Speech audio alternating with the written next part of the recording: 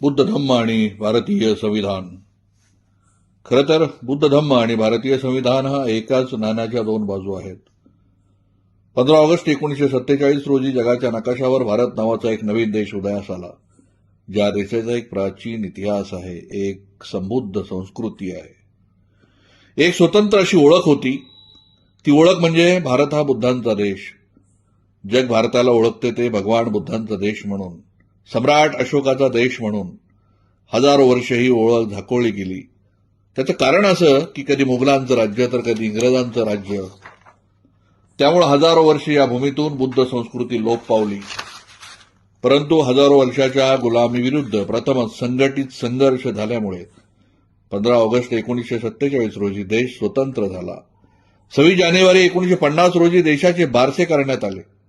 भारतीय संविधानाच्या माध्यमातून बुद्धांच्या देशाला, सम्राट अशोकाच्या देशाला नव्या रूपात घटनेचे शिल्पकार भारतरत्न डॉक्टर बाबासाहेब आंबेडकरांनी जगासमोर मांडले.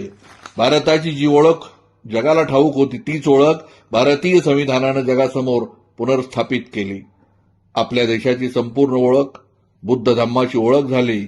उदाहरणार्थ, बुद्ध धम्माचं प्रतीक आकाशी निळ्या रंगाला राष्ट्रीय रंगाची मान्यता देण्यात आली.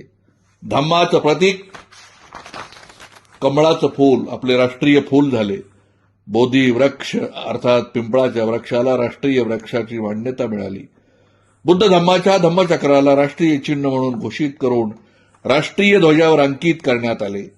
सम्राट अशोकाची राजधानी सारनाथ येथील चारसिंह ही राजमुद्रा भारताची राजमुद्रा म्हणून घोषित झाली. समता, स्वातंत्र्य, न्याय व विश्वबंधुता हे बुद्ध धम्माचे तत्व भारतीय संविधानाचे तत्व म्हणून स्वीकारण्यात आले. सत्यमेव जयते सम्राट अशोकाचे घोषवाक्य भारतीय शासन व्यवस्थेचे ब्रीदवाक्य म्हणून मानांकित करण्यात आले. एवढेच नाही तर आपल्या देशाची प्रत्येक ओळख ही बौद्ध संस्कृती संबंधित झाली. आपल्या राष्ट्रीय ध्वज तिरंग्यावरील सर्वात पहिला रंग, ज्याला आपण लाल, केशरी, भगवा, लाल, नारंगी म्हणतो, त्या रंगाला भारतीय घटनेने एका विशेष नावानं वर्णित केले. इंग्रजीत त्याला ओशर असे नाव देण्यात आले. ओशर म्हणजे लालसर पिवळ्या मातीचा रंग, जो बौद्ध भिक्खूच्या चिवराचा रंग असतो. चिवर हे बौद्ध भिक्षूंचे वस्त्र आहे, जे त्यागाचं प्रतीक आहे. दुसरा पांढरा रंग, ज्या रंगाला बुद्ध धम्मात विशेष महत्व आहे. पांढरा रंग हा शांती व सत्याचं प्रतीक म्हणून बौद्ध उपासक शील ग्रहण करताना पांढरे वस्त्र परिधान करतात. तिसरा रंग हिरवा, जो निसर्गावर, प्राणीमात्रावर प्रेम करणारा बुद्ध धम्माचा, पंचशिलेची शिकवण देणारा रंग. व तिरंग्याच्या मधोमध बुद्ध धम्मतेचे प्रतीक निळे धम्म चक्र आहे, जे साऱ्या विश्वाला बुद्ध धम्माची ओळख देते. अशा सर्वांगीण बुद्ध धम्माची प्रचिती देणारा आपला राष्ट्रीय ध्वज तिरंगा राष्ट्रीय ध्वज समितीचे अध्यक्ष डॉक्टर बाबासाहेब आंबेडकरांनी देशाला बहाल केला. भारताच्या सर्वोच्च नागरिक पुरस्काराचे नावही बुद्ध धम्माशी संबंधित आहे, भारत रत्न. रत्न ही बुद्ध धर्माची पदवी. बुद्धं धम्मं संघं म्हणजे बुद्ध धर्मातील त्रिरत्न. बुद्ध धर्मात सर्वश्रेष्ठ व्यक्तीला रत्न ही पदवी बहाल केली जाते. अनेक बौद्ध भिक्षूंच्या नावात रत्न या शब्दांचा उल्लेख असतो. उदाहरणार्थ, म्हणते ज्योतिरत्न, म्हणते संगरत्न, म्हणते शांतिरत्न वगैरे. रत्न या महान शब्दाचा बाबासाहेबांवर खूप प्रभाव होता. बाबासाहेबांनी आपल्या एका लाडक्या मुलाचे नाव देखील रत्न या शब्दाशी संबंधित म्हणजे राजरत्न ठेवले होते.